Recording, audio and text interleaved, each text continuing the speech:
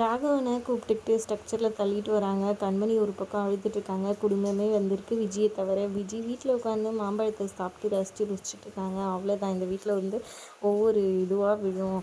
அப்படியே ரெஜிஸ்ட்ரேஷனாக வச்சுருக்கீங்க, உங்களுக்கு இருக்கா அப்போ அப்படின்ற மாதிரி பேசி சிரிச்சுக்கிட்டே சந்தோஷப்பட்டுக்கிட்டே மாம்பழம் ரசித்து சாப்பிட்டுட்ருக்காங்க. இன்னொரு பக்கம் இங்கே ராகவன் வந்துட்டு ட்ரீட்மெண்ட் பார்த்துட்ருக்காங்க. கண்ணாடி வழியாக அவங்க அப்பாலேருந்து எல்லாருமே பார்த்துட்டு ரொம்பவே ஃபீல் பண்ணுறாங்க. உனக்கு எப்பட்றா தெரியும், நீ எப்பட்றா கரெக்டாக போனேன்னு மாறன் கிட்ட கேட்க, மாறன் வந்துட்டு எனக்கு இன்ஃபர்மேஷன் வந்துச்சு அப்படிலாம் போனேன்ற மாதிரி ஏதேதோ சொல்லி சமாளிச்சிட்றாரு.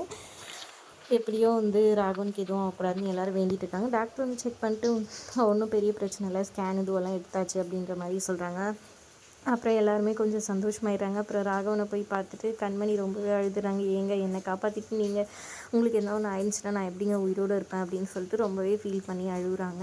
அதான் ஒன்றும் ஆகலைன்னு சொல்லிட்டு அப்புறமா ராகவனும் சமாதானப்படுத்துறாரு. அப்புறம் ராகவனை நினச்சி ஃபீல் பண்ணிகிட்ருக்காங்க. கண்மணி அவாய்ட் பண்ணது இது பண்ணது எல்லாம் அவர் அன்பாக இருந்தது எல்லாத்தையும் நினச்சி பார்த்துட்ருக்காங்க. இன்னொரு பக்கம் இங்கே விஜய் சாப்பாடு எடுத்துகிட்டு வந்து ஒரே நடிக்கிறாங்க. எங்கே என் மச்சானை காணோம், அவர் இல்லாமல் ரொம்ப ஃபீல் ஆயிடுச்சு அப்படி இப்படின்னு சொல்லிட்டு ஒரே முட்டா நடித்து கொட்டுறாங்க. இதை பார்த்து மாறனுக்கு ரொம்பவே கடுப்பாகி கோவப்பட்டு அப்புறமா வந்துட்டு தனியாக வந்து வீரா கிட்ட கோவமாக சொல்லிட்டு இருக்காங்க. இவன் நடிக்கிறது எனக்கு பிடிக்கவே இல்லை, இவளால் தானே இவ்வளோ தூரம் நடந்துச்சுன்னு சொல்லி பேசிகிட்டு இருக்காங்க. இதை வந்துட்டு கண்மணி கேட்டுடுறாங்க. கண்மணி ரொம்பவே கோவமாக வந்துட்டு உள்ளே போகிறாங்க. அப்புறமா விஜய் வந்துட்டு எல்லாரையும் சாப்பிடுன்னு சொல்கிறாங்க. அக்கா வாங்கக்கா சாப்பிடுங்கக்கான்னு சொல்கிறாங்க. அப்போ வந்துட்டு கண்மணியும் வந்துட்டு அமைதியாக போகிறாங்க விஜய் கூடவே.